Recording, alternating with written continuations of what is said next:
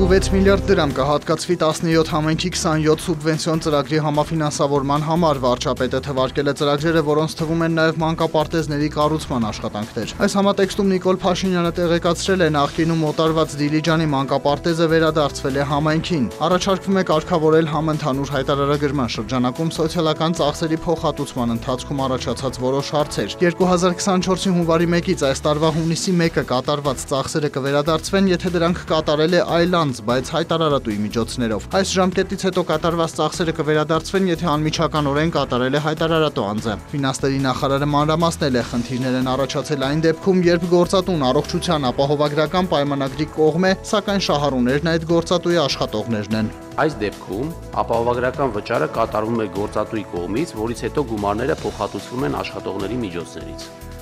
Հարցն այն է,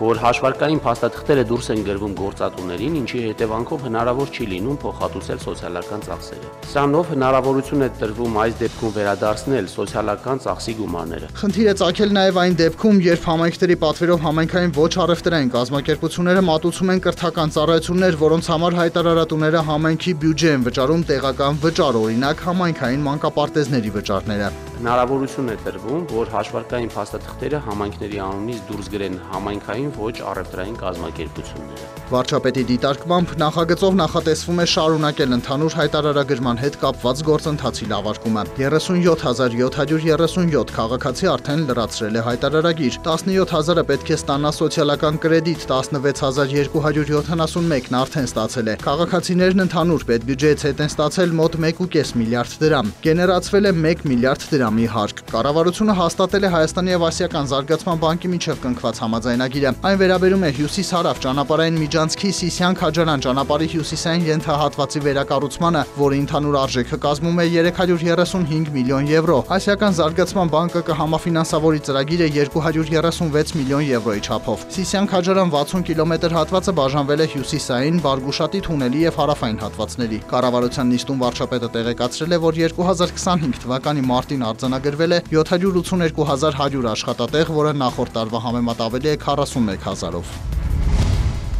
Այս տարվա հուլիսի 1-ից հաշվապահական եւ իրավաբանական ծառայություններ մատուցող կազմակերպությունները կաշխատեն ավելացված արժեքի հարկի դաշտում։ Հարկային փոփոխությունը ոլորտի ներկայացուցիչների գնահատմամբ կարող է լուրջ հարված հասցնել փոքր ու միջին բիզնեսին, նպաստել ստվերային տնտեսության աճին եւ պայմանագրային հարաբերություններում նոր խնդիրներ առաջացնել։ Հարցի լրջությունը հաշվի առնելով մասնագիտական համայնքը պահանջում է օրենքի կիրարկման ժամկետը երկարաձգել մինչև 26 թվականի հունվարի 1-ը, կազմակերպել շահագրգիռ կողմերի հետ քննարկումներ եւ ապահովել հիմնավորված ու փոխադարձ լուծումներ։ Հայաստանի հաշվապահների ասոցիացիան մասնագիտական համայնքի ձայնը օրենսդիր մարմնում ներկայացնելու համար նախաձեռնել է քննարկում, քանի որ մտավախություն կա, որ հարկային բեռի կտրուկ աճը կբերի ծառայությունների թանկացման, իսկ ՓՄԶ-ները կամ անհատ ձեռնարկատերերը կսկսեն փնտրել ավելի էժան տարբերակներ, հաճախորդների հետ կքննարկեն ստվերային համաձայնություններ հարկերից խուսափելու համար, ինչն էլ նրանց թույլ կտա առաջարկել նույն ծառայությունը անհամեմատ ցածր գնով։ Արդյունքում օրինական գրասենյակները կկորցնեն մրցունակությունը։ Նաև պետությանն օգնելու համար են պահանջում օրենքի ժամկետի գործարկման հետաձգում, ասում են, հակառակ դեպքում պետական մարմինները դժվարությամբ կվերահսկեն դաշտը, քանի որ ստվերային ծառայությունները հիմնականում անտեսանելի են։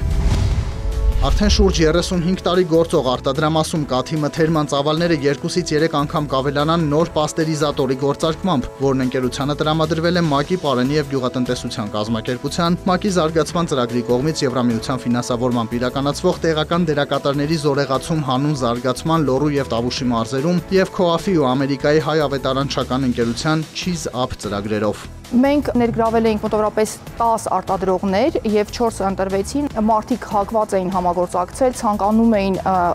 արտադրամասը ավելացնել, կար դրա պոտենցիալ, ինչպես նաեւ կար պոտենցիալ նոր աշխատատեղեր ստեղծելու։ Այս ամենի արդյունքում յուրաքանչյուր արտադրամասում մինչեւ 10-15 նոր աշխատատեղեր կստեղծվեն։ Դսեղում գործող ընկերությունը գործակցում է շուրջ 225 գյուղացիական տնտեսությունների հետ մթերելով թարմ կաթ։ Արտադրության ընդլայնման արդյունքում այդ թիվը կհասնի 350-ի։ Գործընկեր կողմերը վստահ են, որ նման նախագծերի իրականացումը խթանում է համայնքային տնտեսության զարգացումը, կենսական նոր հնարավորություններ ստեղծելով մարզաբնակների համար։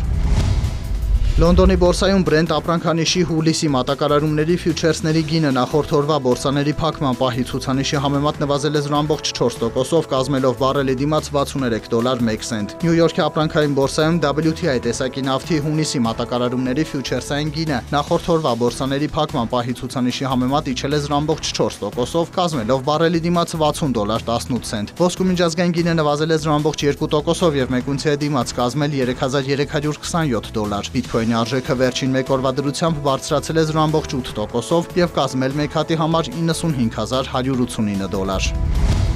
Հայաստանի կենտրոնական բանկը տեղեկացրել է, որ ապրիլի 30-ի տվյալով ամերիկյան դոլարը միջինն արժեցել է 389 դրամ 94 լումա։ Եվրոպական արժույթի գինը կազմել է 443 դրամ 1 լումա։